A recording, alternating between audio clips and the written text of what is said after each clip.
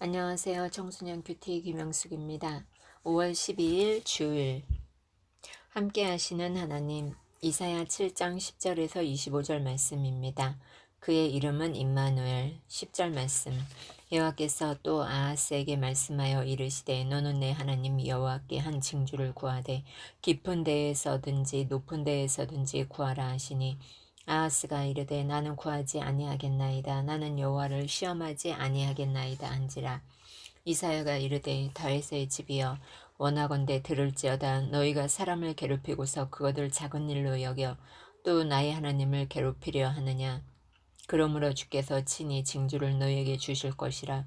보라, 처녀가 잉태하여 아들을 낳을 것이요 그의 이름을 임마누엘이라 하리라. 그가 악을 버리며 선을 택할 줄을 알 때가 되면 엉긴 젖과 꿀을 먹을 것이라. 대저 이 아이가 악을 버리며 선을 택할 줄 알기 전에 내가 미워하는 두 왕의 땅이 항폐하게 되리라. 아멘.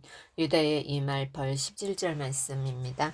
여호와께서 에브라임이 유다를 떠날 때부터 당하여 보지 못한 날을 너와 내 백성과 내 아버지 집에 임하게 하시리니 곧 아수르 왕이 오는 날이니라. 그날에는 여호와께서 애굽 하수에서 먼 곳의 파리와 아수르 땅이 벌을 부르시리니 다 와서 거친 골짜기와 바위 틈과 가시나무 울타리와 모든 초장에 앉으리라. 그날에는 주께서 하수 저쪽에서 새내어 온 삭도 곧 아수르 왕으로 내 백성의 머리털과 발털을 미실 것이요 수염도 깎으시리라. 그날에는 사람이 한 어린 암소와 두 양을 기르리니 그것들이 내는 젖이 많으므로 엉긴 젖을 먹을 것이라. 그 땅 가운데에 남아있는 자는 엉긴 젖과 꿀을 먹으리라. 그날에는 1000그루의 은 1000개의 가치가 있는 포도나무가 있던 곳마다 찔레와 가시가 날 것이라. 온 땅에 찔레와 가시가 있으므로 화살과 활을 가지고 그리로 갈 것이요 보습으로 갈던 모든 산에도 찔레와 가시 때문에 두려워서 그리로 가지 못할 것이요 그 땅은 소를 풀어 놓으며 양이 밟는 곳이 되리라. 아멘.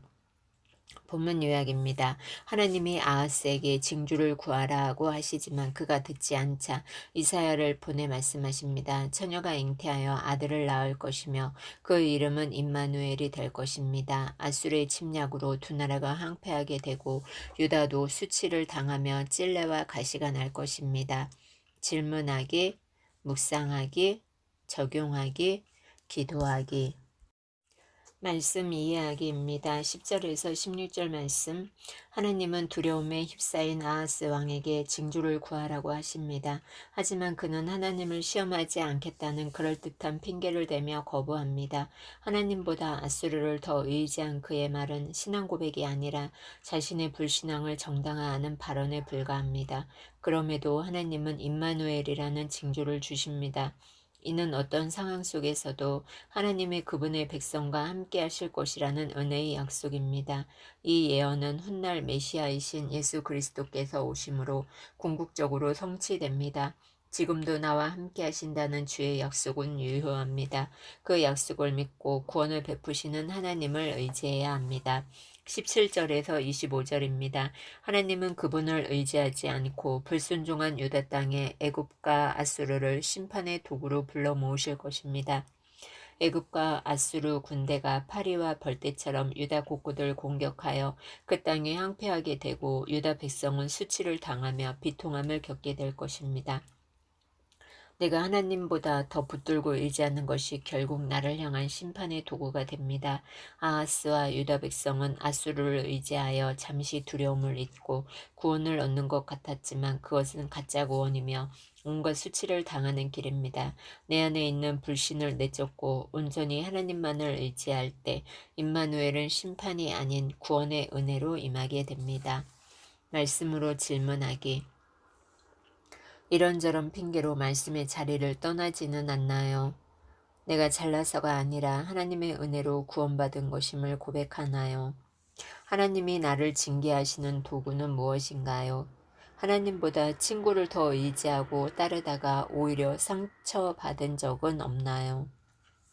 말씀으로 기도하기. 하나님보다 당장 눈에 보이는 것들을 더 의지하고 따르는 저의 믿음 없음을 용서해 주세요. 저와 함께 하신다는 임마누엘의 약속을 기억하며 온전히 주님만을 따르길 원해요. 아멘.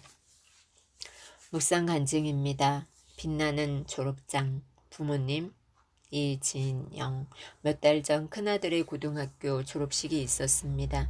빛나는 졸업장을 활짝 펼치고 사진을 찍는 모습에 눈물이 났습니다. 전학과 입학, 유급으로 정신없이 보낸 4년의 시간이 주마등처럼 스쳐 지나갔기 때문입니다. 힘든 시간을 견디고 졸업한 아들이 너무 고맙고 자랑스러웠습니다. 저는 아이들을 세상에서 잘 나가는 사람으로 키우고자 학군이 좋다는 동네로 이사했습니다. 아하스가 나는 구하지 않겠나이다 라고 한 것처럼 아이들의 진로를 정할 때도 하나님께 묻거나 기도하지 않았습니다. 오직 아들을 입시 성과가 좋은 학교에 보내서 좋은 대학에 보내리라는 생각뿐이었습니다.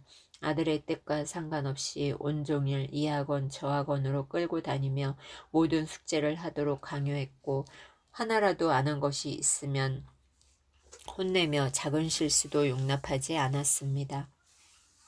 조금이라도 시간을 아껴 공부하기를 바라는 마음에 차로 데려다 줬는데 아들이 늑장을 부릴 때면 생색과 비난, 정죄를 퍼부어 아들의 마음을 괴롭고 아프게 했습니다. 그러면서도 이를 작은 일로 여기고 회개하지 않았으니 저와 아들을 바라보시며 괴로워하셨을 하나님께 너무나 죄송스러웠습니다. 결국 하나님은 제게 아수르 왕이 오는 날이 임하게 하셨습니다. 공부에 질릴 대로 질린 아들이 더는 학원에 다닐 수 없다며 분노하고 질이 좋지 않아 보이는 친구들하고만 어울리며 방황하는 날들을 겪게 하신 것입니다. 아들은 이 땅에서 사는 동안 제게 잠시 맡기신 하나님의 자녀이고 저는 청지기일 뿐인데 세상의 가치관대로 아들을 양육했기에 제가 열심을 내면 낼수록 파리와 벌이 꼬이는 듯한 고통의 시간을 보냈습니다. 그동안 아들의 방황은 나쁜 친구들 때문이라며 좋은 환경을 만들어주겠다는 명분으로 이사했지만 사람을 차별하고 세상을 사랑하는 제 속에 뿌리 깊은 악을 직면하고 회개할 수 있었습니다.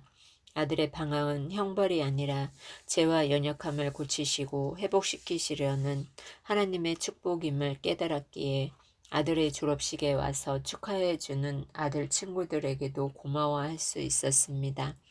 잃고 나서야 소중함을 깨닫는 저를 잘 아시고 제게 딱 맞는 방법으로 저를 회복시키시는 하나님의 사랑과 긍휼에 눈물이 납니다. 저와 늘 함께 하시며 사랑을 베푸시는 임마누엘의 하느님을 찬양하며 그분의 말씀만 따르는 제가 되기를 소원합니다. 적용하기. 매일 아들 친구들의 이름을 불러가며 기도하겠습니다. 아들의 말과 행동을 정지하지 않고 있는 그들의 모습을 인정해 주겠습니다. 청소년 여러분, 오늘은 주님과 약속한 주님의 날입니다. 주님의 날 교회에 나가서 꼭 예배하시기 바랍니다. 청소년 큐티 K팡입니다. 감사합니다.